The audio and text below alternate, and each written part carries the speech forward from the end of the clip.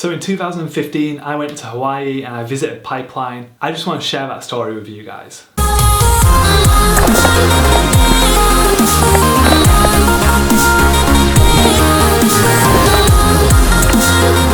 What's up guys, so at the time of filming this video, the Pipeline Pro QS event is about to run, and with all the footage and pictures coming through from the winter season, it's just really got me thinking back to when I went to Hawaii in 2015, and I've never really shared the photos I got when I was there. The only regret I have about when I went is that I wasn't doing this channel at the time, I wasn't vlogging at the time, because I could have got some such good footage and video. So I just wanted to take this opportunity to share a few of the pictures that I got while I was there and share my story with you. For those who haven't been before, hopefully it inspires you to save up and get to the island of Oahu, because I am definitely going back. It was such an amazing place. The people, the places, the sights, the sounds, the smells, I couldn't recommend it strongly enough. Just to fill you in with a bit of the background, I actually went for my honeymoon in 2015. We went in October, just before the start of the actual winter season. The reason for that is it wasn't a surfing holiday. As I said, it was my honeymoon.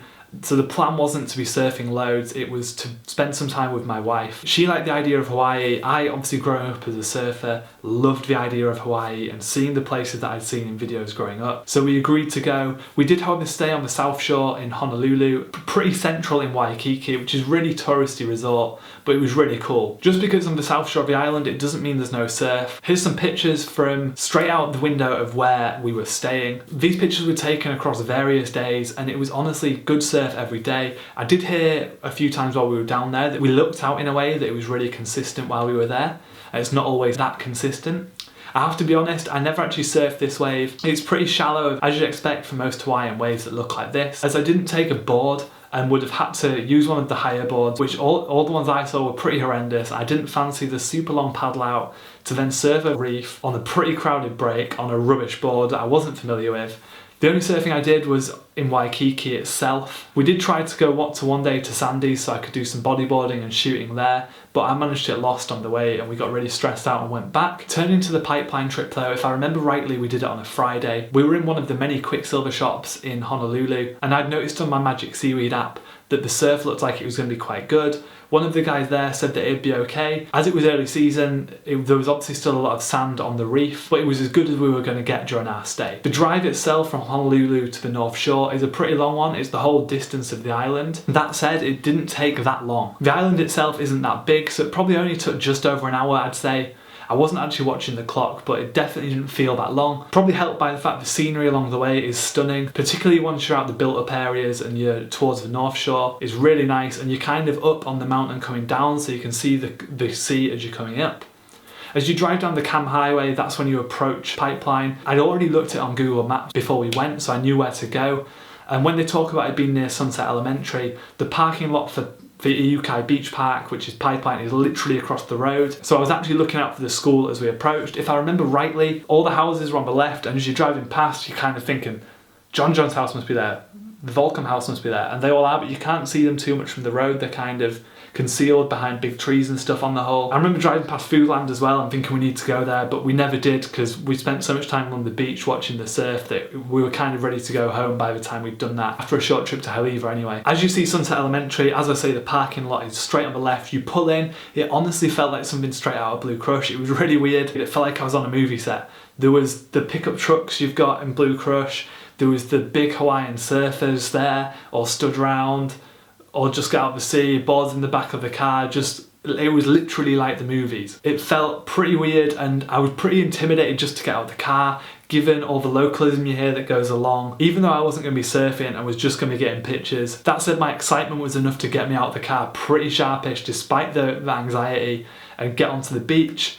As you walk up over Little Crest onto the beach, there's loads of peaks, particularly on the day I was there.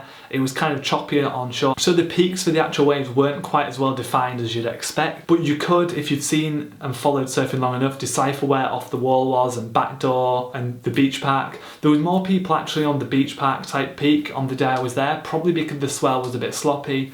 However, eventually a few waves did come through that had Pipeline written all over them.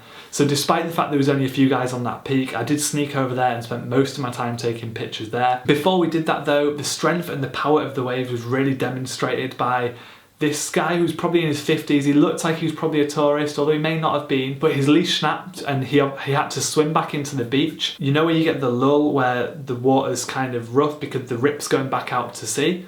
He was swimming against that, and he must have been swimming there for about 10 minutes. And eventually he starts waving for the lifeguards. The lifeguards were like that on him. But before they could even get there was a body surfer that had just got out. There were so many people in there. He was starting to go under at the point they all got to him, and it was just kind of scary to see and really emphasised that to me. I never really used to believe it. I kind of thought it was a lot of hype, you know, when people have it in their head that it's going to be more powerful and then they actually feel it. But this like instantly showed me how powerful the waves are. Anyway, he was fine, he was pulled out, the lifeguards had to speak with him and off he went on his way. I'm sure he probably didn't want to carry on surfing after that. Pretty scary experience, I imagine.